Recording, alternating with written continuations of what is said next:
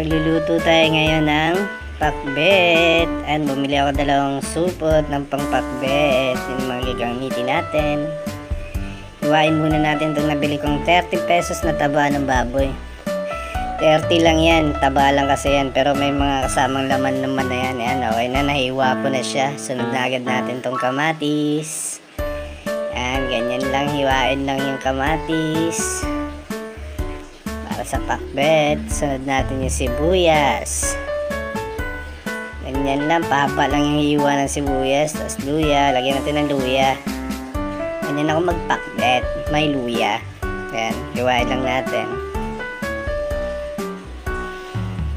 Bawang.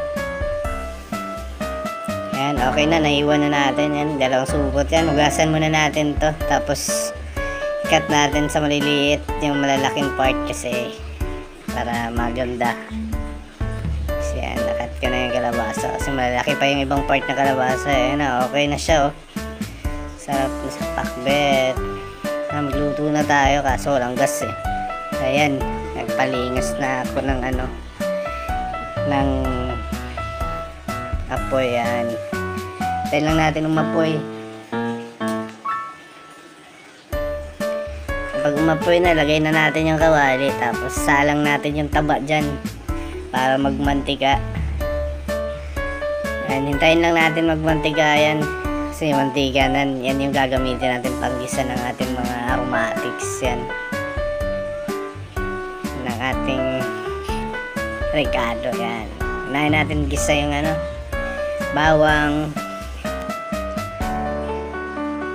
Gisahin lang natin yung mga yan para sumarap. Sibuyas nilagay ko na rin.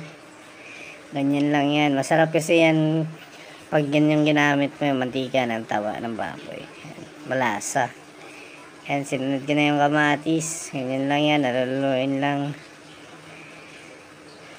Sunod na natin yung luya. Yan, pag okay na, isabay na sa halo yung taba para magkahalo-halo na yung lasa niya, yung flavor.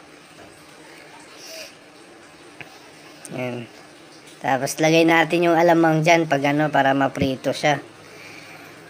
Sarap yung alamang pag naprito siya. Yan. Lagyan ko pala ng paminta. Yan. Sunod ka na yung alamang. Nabili ko lang 5 piso yan. Yan. Igisa lang yung alamang para mawala yung langsa niya. Yan. Yan, haluin lang. Hindi na ako naglagay ng asin dyan kasi maalat yung alamang eh. Tansyahin lang natin mama. Yan, nilagay ko na yung gulay. Pinagsama ko ng lahat kasi hindi ko na pinaghiwalay eh. Kasi magkakasama naman yan nung binili ko. Yan, ganyan lang. Hinalo-halo lang. Yan. Lagyan natin ng magic para sumarap. Magic sarap yun. Tapos lagyan natin ng konting mainit na tubig yan para maluto yung gulay natin. Tsaka masarap din, may konting sarsa. Nilagay ko na rin yung siling green o siling pansigang. Yan. Stock pa natin yan kasi wala akong takip na itong kawaling to. Kaya yan, plato na lang tinakip ko. Tapos yan na, luto na agad siya. Oh. Yan, malambot na yung kalabasa. Nakikita niya na durog na. Yan, yan yung masarap. Salamat!